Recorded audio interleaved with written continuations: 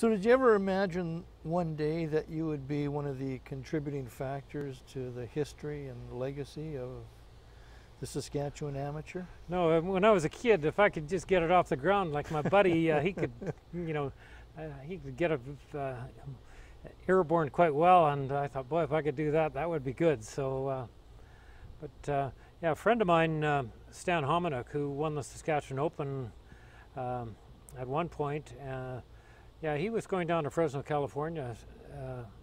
He was trying to get a golf scholarship, and he told me about it, and he'd write me from Fresno. One day it was, I got this letter, and it's about 40 below zero, so I got motivated, and I was struggling in high school, and I did go down there for 4 years, and during that time the amateur was at Wascana, and that was the year that I won the amateur, and I was fortunate to make the Wellington Cup team the same year, and then the four of us, we were on the Wellington Cup team that won the Canadian Wellington Cup, and it was played at Riverside, and it was very windy, and we were very fortunate to win because Ontario had some very good players like Gary Cowan, who won the U.S. Open a couple times, and Nick Westlock, who'd won the Canadian Amateur 4 times. So that was all in the same year, so that was special to me.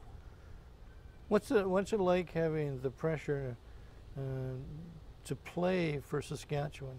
Because as you say, I mean, we don't normally do very well in the Wellington Cups. Well, I think being able to play all year round, that helped, and I think the other team members, they were playing a lot of, we're all playing a lot of golf, so that helped, and we were on the team.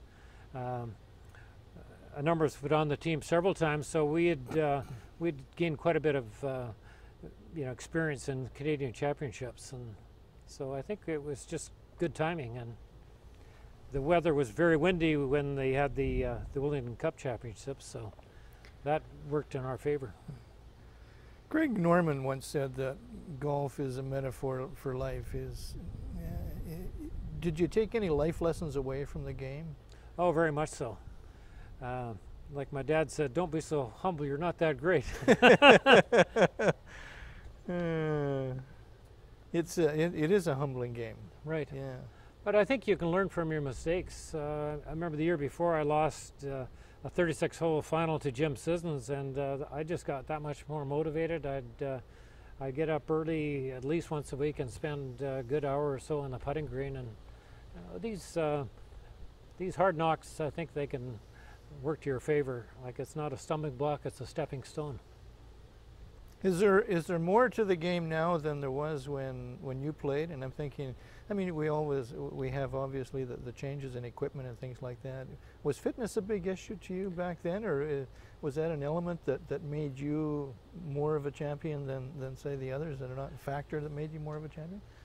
Or did you even bother? Were you just kind of, out playing and drinking? I did a bit of jogging. I think when tournament came, I tried to stay on the straight and narrow, but yeah, I think all of us, we practice a lot, and I think we had a definite commitment to try to do the best we possibly could. I think when you look at amateurs and you say you practiced a lot, it's always a case where people who are champions or people who are good at what they do, they practice at it hard, they work at it, they make themselves better. And lots of people say, well, that's natural talent, but they tend to forget that there's lots of work that went into this.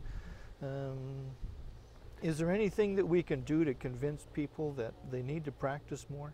Because nobody wants to practice anymore. No, that's right. Yeah, I remember reading about one of the pros. He's had trouble making cuts, and so he'd go out and watch the final 2 rounds, even though he missed the cut. And he learned from that, and eventually, that was Tom Kite, and eventually he became a champion. Yeah, used to hit 1,000 balls a day too.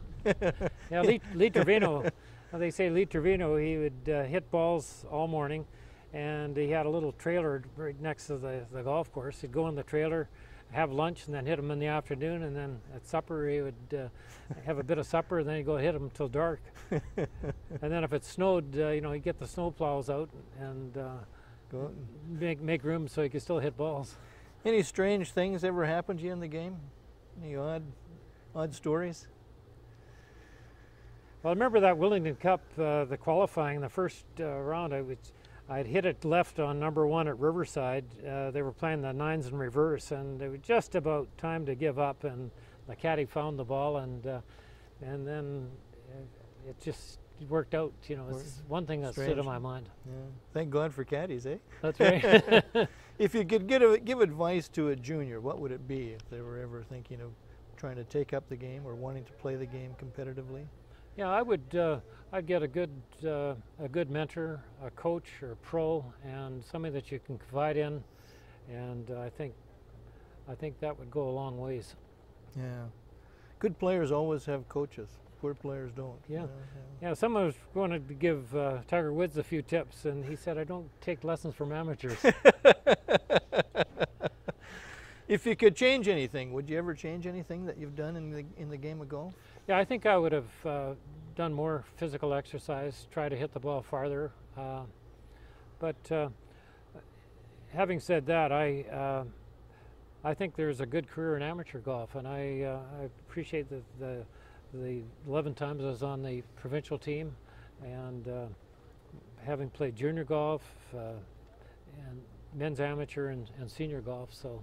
And I think that's one thing a lot of people don't recognize. I mean, you're here as a past champion of the Saskatchewan Amateur, but there's a lot of times where you made the Wellington Cup team, but you might not have won the amateur. It's a lot of talent based in all these individuals. Right, but I admire some of these young guys coming up. I remember Lindsey Bernikavich when he won his 4th amateur, and he was playing with Graham DeLay. They're both on the Canadian Tour, and at Riverside at the time on the 8th hole, it was 540 yards. It wasn't a real big win, and here they're hitting their second shots from the 150-yard marker, and just it's just unbelievable how long they they can hit it. So so coming back tends to bring back some of the memories of past campaigns. That's right. Yeah. It's a war out there when you play. You have to attack it that way. Yeah, I think you have to have patience. And Bobby Jones once said to be timidly aggressive, whatever that meant. yeah, that's it's interesting stuff. So, do you still play? I do. Yeah, not as much as I'd like, but not as competitive though I anymore? enjoy it. I hope to play a bit more this year, and good. we'll just keep plugging away.